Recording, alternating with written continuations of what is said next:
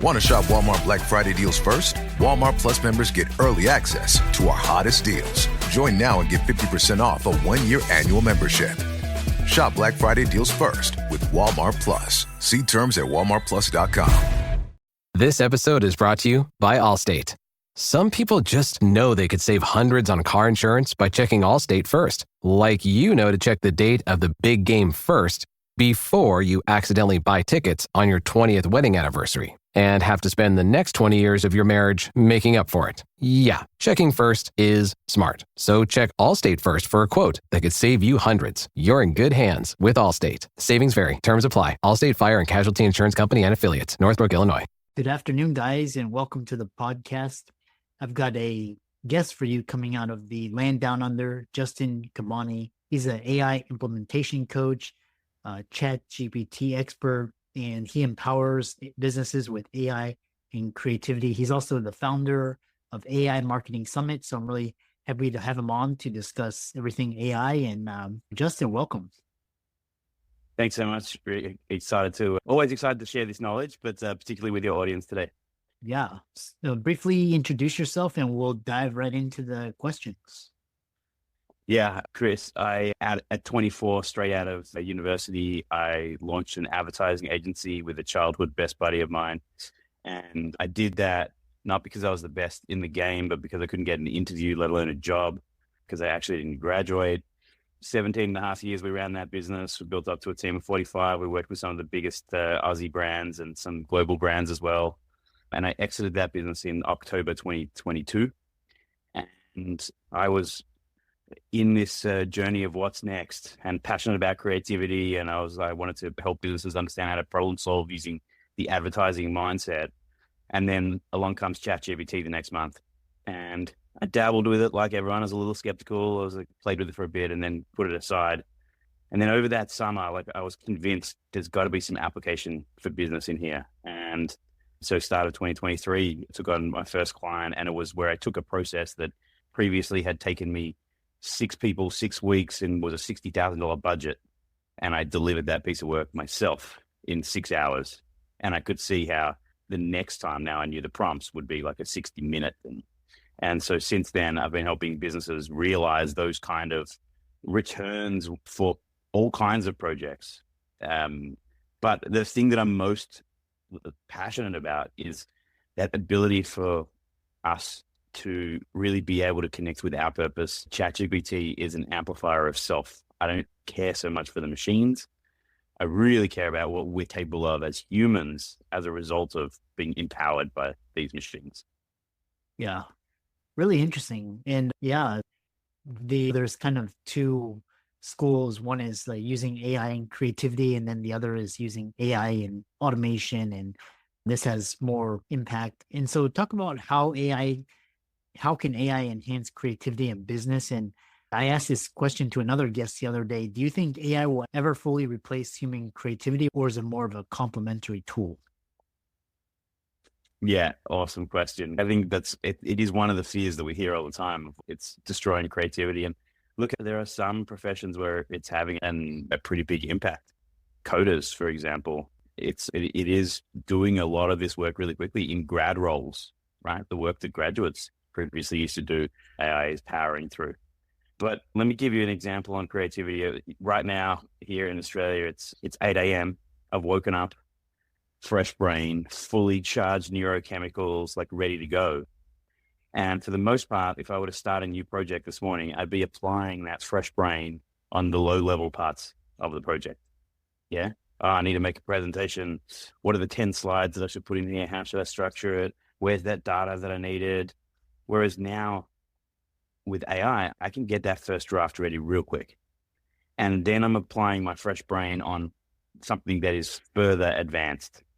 And that's the bit where I see us flourishing in terms of human creativity, because we're not wasting fresh, beautiful brain on low-level tasks. We're actually accelerating into that high-value zone.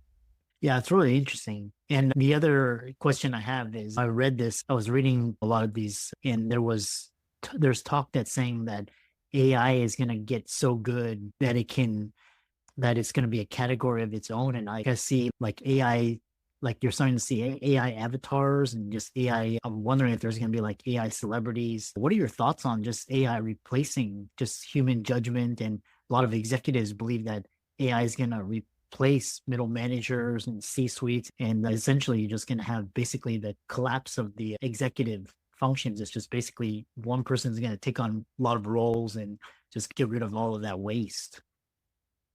Yeah. Wow. I just, even in doing what I'm doing all day, every day, I don't know if I'm qualified to answer that question. I'll be honest. I don't see myself as a futurist in as much as I see myself as a nowist. I feel like in this October 2020 ChatGPT launch and everything that's happened since then, like we have this enterprise level power, the stuff that was reserved for those that were spending millions on machine learning, like the Googles, the Amazons of the world. Like we've got that in our pocket, in our hands, on voice command with us right here, right now. Yeah. It has to have an impact. And it feels scary, but also in the human context, how old are all these things we're talking about? Middle management, 100, 150 years? Like let's zoom out a little and think about this in the broader human context. Yeah. Yeah. Which, in a follow-up question I have for you is just talking about just mindset shifts for AI success. And you emphasize an AI mindset for teams, and what cultural mindset changes do you believe are essential for successfully adopting AI? Yeah, great question. So much of it is around mindsets, right? Like on the simplest level, I think about in human interaction. If you're working with a colleague and you're working on a project together and you give them some feedback, like we're always thinking of balancing the level of feedback we give with maintaining rapport and relationship, right? So first round, we might give 80%. Second round, we might give a little less because we're wanting to preserve relationship. Third round, sometimes we're starting to get into difficult territory. And I've seen too many projects get in that like doom spiral because, at the end, we're like, let's preserve the relationship over trying to deal with this piece of work. And the opposite is true when we're working with AI. In workshops, and I run workshops with big corporates and public workshops and stuff like that. I'll see, people will get a first response and they'll go, "It's not very good." I'm like, "Tell it it's not good. Tell it why it's not good. Tell it to give me it in simpler language, more complex language. Tell it to give me 10 more variations of that. To take variation number 2 and number 7 and combine them together." So we really need to be comfortable that we get to give the feedback that we want to give with this tool.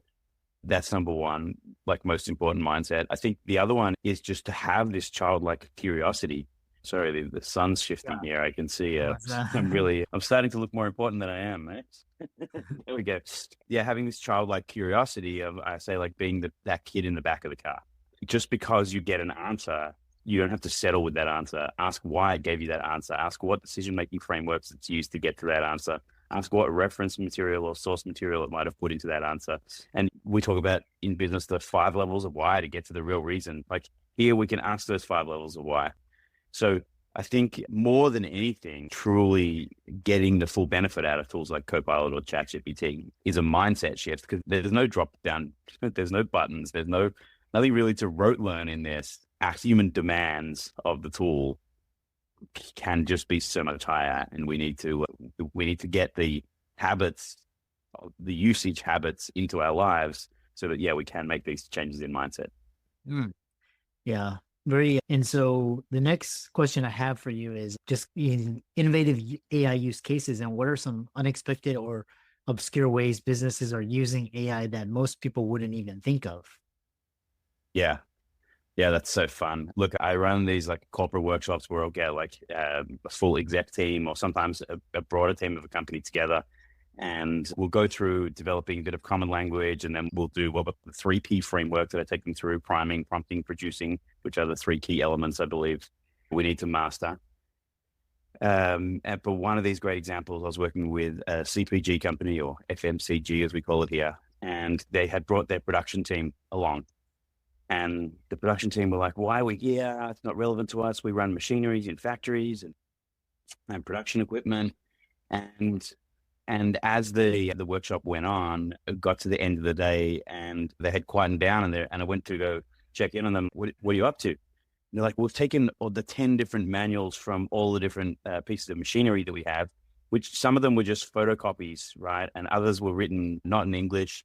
And we've fed them all in, and we've built a GPT now where we can say, when we've got a vibration in the line over here, what could be impacting it across the whole business, or developing a critical spare parts list across all the machinery that we have, and can a bearing from this machine be used in that machine, right? So that was a totally unexpected one. And it's actually always, I live for these unexpected in these workshops, because there's some obvious things everyone uses for it, right? Like writing emails differently or better.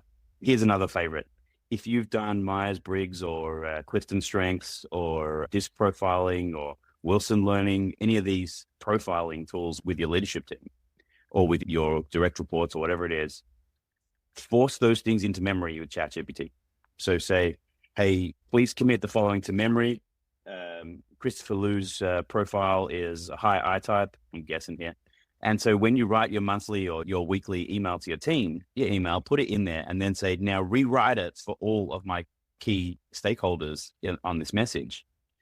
And here's another way that we're actually elevating human communication, right? Because right now, like the CC on emails, where we send the same kind of message to 10 different brains, like how can it possibly land the same way with all of them? Whereas if we're communicating to people in the manner that like is going to best suit them, then surely we're going to get a better result, and we're going to elevate our relationships as a result of it.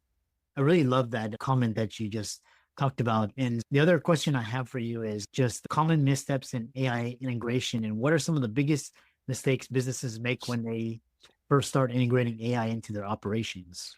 Yeah, look, I think the biggest mistake that people make is not doing anything. They have this fear, or they see that, oh, wow, there's AI coming into HubSpot or AI coming into Salesforce, or how's AI going to transform our workspace or our customer data platform? And so they see AI as this thing that's out there down the track that they need to get ready for, and they need to get their data ready for, and all this kind of stuff. Meanwhile, their competitors are just picking up the Copilot, the ChatGPTs, and are processing data faster, and are taking their strategy on a page and communicating that to their team better. And the results, like, I still feel silly when I tell you the like speed differences that you can get when you hear like that Elon Musk and SpaceX are producing rockets at 97% less than what it was costing NASA, right? Or when you hear that the Boring Company tunnels under roads for a cost that's like less than 10% of what was the accepted rate of tunneling underground before that. Like, these are the kind of outstrip, like crazy returns you can get when you're using these tools properly. And you don't need special training. 1 or 2 or 3 days and a couple of weeks of muscle memory of using these tools, and you're getting those kind of benefits in your business. So the biggest mistake people will make is not getting on board right here, right now. And just one other watch out, I suppose, the second thing that I see is that because people maybe hesitate or just don't realize the capability that's there, inevitably across the organization, there are people that are using these tools. Sometimes it's at exec level, sometimes it's at team member level.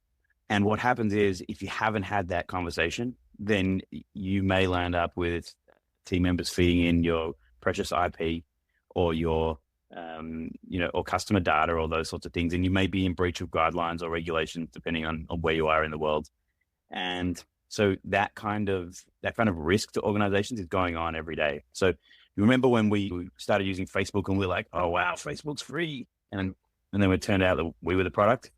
The same is true here. If you're just using the free version of ChatGPT, then you are training that machine. That's how in 2 months it went from that ChatGPT 3.5 to 4, because 100 million of us suckers trained it. So just it's a simple conversation with the team to say, here's tier 1, tier 2, tier 3 confidential data. Tier 3 data is emails that we have on a day-to-day basis, marketing campaigns about to go live. That's cool. We're all right with using that. Tier 2 might be things like company financial information. Look, it belongs to us. We're comfortable with doing it because we understand the entrepreneurial risk-reward game we're playing here. But actually, patient data or customer data or something like that might be tier 1. And we're just going to hold off until we understand as an organization what it means, putting data in here, and we understand what our industry bodies or what our legal guidelines are around doing this are. And then we'll use that data in these tools. Biggest recommendation I can make to any user group is there is a version of ChatGPT called ChatGPT Team. Yeah. So there's the free version, there's Plus, and then there's Team. And ChatGPT Team, you have a level of IP protection and data privacy, where the infinite brain of ChatGPT does not grow from what you're feeding into it, as well as your data is stored for your usage only. And I think that's really important, that people understand the implications of putting their own data in there, but don't fear it so much that you don't use it at all. Yeah, we have a few minutes remaining. And so next question I have for you is, when you talk about this with the executive roles and you speak about unlocking the highest value zones within AI, what does this mean for executives and how can AI support their performance? What does it mean for executives? Yeah, on a base level, it's just across the board, the productivity gains. And in fact, this is where I got started with executives, actually, because I saw myself how I was able to move this. Sorry, hopefully you can cut this and I can start this answer again. So yeah, this is one of the things that I saw myself when execs are walking around with this like mental wish list of things they would love to do. If I had time, if I had budget, I'd run this project. Or if the team weren't busy on this. And every night when we're lying in bed, we're like thinking, there's things that are keeping us awake. They're there when we wake up again in the morning. Wouldn't it be cool? Wouldn't it be cool if we understood how to prompt properly, that we could look at any one of those things on our mental wish list and within an hour get clear picture on, oh, wow, this is actually a real project and I got to brief the team, or I got to brief an external consultant or agency to get this done because this is real? Or actually there's nothing here. I can just free up that space and sleep a little bit better. Or maybe the third option is, with another hour or so myself and a bit better command of prompting, I could solve this.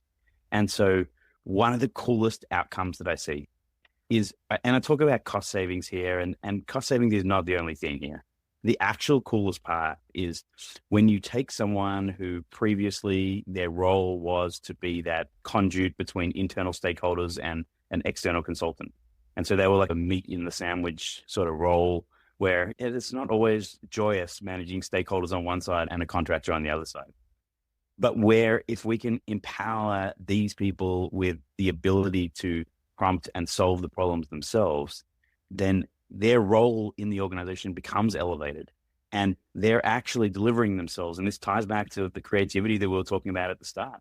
So that person goes from just being a manager of process in between to actually creating again. And we know that when we create stuff, whether it's we make a great lasagna or whether it's we've made the ultimate strategy for our business, like that feeling of creation is fulfilling for us as humans. And in organizational context, not only is it great for us, but the organization looks around and says, oh, wow, look at what they delivered. And it is actually getting us back to delivering. So many execs get to that role because of their expertise and their brilliance and their understanding and their experience. But when the good work comes along, you've got to brief someone externally to do it. What if we could actually do the work that we are most passionate about, that we care about the most, that has the greatest impact and that drives profit the most and that drives our own personal satisfaction and fulfillment the most? That's what I believe we get to do now, especially at exec level. Want to shop Walmart Black Friday deals first? Walmart Plus members get early access to our hottest deals. Join now and get 50% off a 1-year annual membership. Shop Black Friday deals first with Walmart Plus. See terms at walmartplus.com. Last question I have for you is, what are your thoughts on AI and marketing? Yeah, look, I think AI marketing has had a probably outstripped effect across all the different disciplines in business, particularly, obviously, writing is one of its core skills, and copywriting for different audiences and those sorts of things. I run the AI Marketing Summit, and I run a program called the AI Powered Marketer. Today is day 3 of the program I'm heading in for now to deliver. And look, it's every part of the marketing process. So we start with marketing strategy. If you've ever written a marketing plan before, sometimes organizations can spend weeks and months building these every year. And then they become a document that's on the shelf or that's referred back to a little bit. And I guess it's the same with any strategy, right? What we have the ability to do, ChatGPT, these other large language models, And sorry, that's the only jargon I'll use today. Large language model. That's parent term for ChatGPT, Copilot, Gemini, Claude, some of these others. Pattern recognition is one of their greatest skills. Pattern recognition, pattern completion. And so when we're doing something like strategy, then pattern recognition insights is so valuable. But again, it can accelerate us through that process so that we can really get to the point where we go, oh, how can we do this better and different? And how can we actually apply our thinking and creativity on top of something that is a higher standard to start with? So that's definitely at the strategy level. The other thing is that working 17 years in advertising, personalization has been like the rage for a long time. Certainly with like web platforms like Sitecore and stuff like that, the big promise was like, oh, we're going to be able to personalize for users. And what did we do? We're like, hi, Christopher, welcome back. That we limited it to people's names because we didn't really have that ability to crunch the data and do that stuff. So where an organization now might have spent a lot of time and money developing their 3 or 4 customer personas to understand, now we can take data and we can do 20 or 30 or 100 different customer personas and really get down to understanding each customer's pain points and trigger points and drivers and motivations and all those sorts of things. So we can understand our customer better.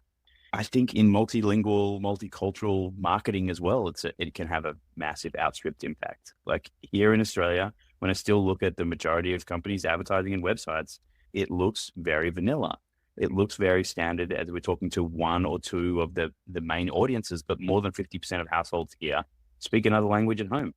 So if you're doing your marketing in one language, it's so quick and easy to translate that into multiple languages and to be able to be putting it out in that way and building brand preference in other communities and other target areas. Yeah. And even here's a crazy, funny thought that I think about it a little bit.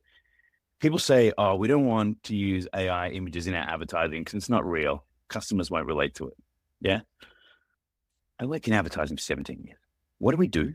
We take an actor and we ask them to sit over here and pretend to use this product whilst we take a photo of you. And that's what we call is real.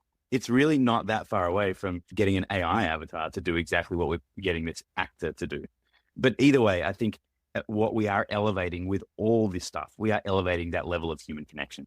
This conversation between you and I, there is an authenticity to it. There is a realness of it. You can hear when my heart is speaking. I can hear when your heart is speaking. And so I think like that is one of the most exciting parts about all this stuff, and even into marketing, is just this elevation of the human to human relationship and connection. And that's still what we look forward to. We look forward to what one human can achieve. We're still in awe of each other. I'm in awe of what you've done with this podcast and the audience you've built and the consistency that you've had in building so many great episodes, right? And that's what brings me here today. And similarly, like you want to hear what I'm doing as a human being. And that's what we're talking about, whether that be in the art galleries of the world. I think we'll still go to see what one human was able to create, or in the professional sports matches, what one human was able to achieve. Yeah, it still fascinates us. Yeah. How can people find you and contact you and reach out to you and learn from you? Yeah, thanks. JustinKabbani.com is the best place to start. But I hang out on LinkedIn most days. So connect with me on LinkedIn, please. I am incredibly passionate about this stuff through the entire process.